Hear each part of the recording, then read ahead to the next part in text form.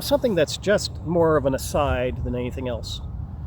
And in fact, I'm going to when I publish this is going to be like another segment rather than a continuation of the runway topic.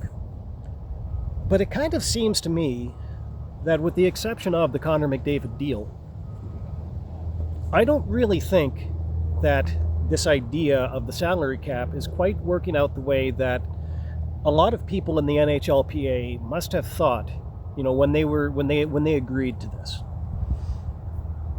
And so with that in mind, just basically kind of like a quick recap of how the salary cap works. I think you all know, but just in case it needs to be said.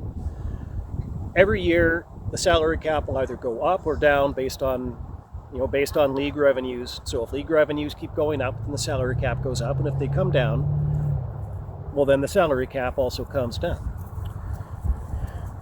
One thing that I don't think a lot of people imagined when they were pushing this thing forward is that I don't think that they ever imagined that all of the benefits of the salary cap were going to accrue to the top players in the league.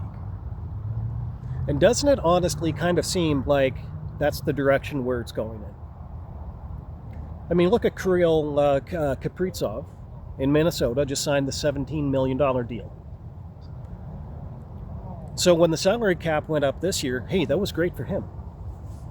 But has it been great for your third and fourth line players?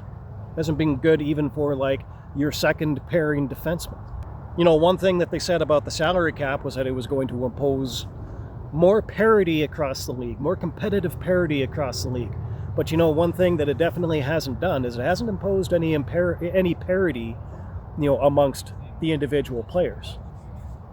And I think that in a lot of instances, I think that you might see a little bit more resentment, from some of these, for lack of any better phrase. I would hate to say something like this and mean it like this. But for lack of any better phrase, some of these lower level players in the league. Some of these third pairing guys. I think you're going to see maybe a little bit more resentment from them towards some of the higher paid players now. But the one place where you definitely will not see that is you're not going to see that in Edmonton. And at least not towards Connor McDavid, because Connor McDavid is making a lot more than a lot of the other players on that team, but he's making a lot less than he could. And I think that's going to make all of the difference there.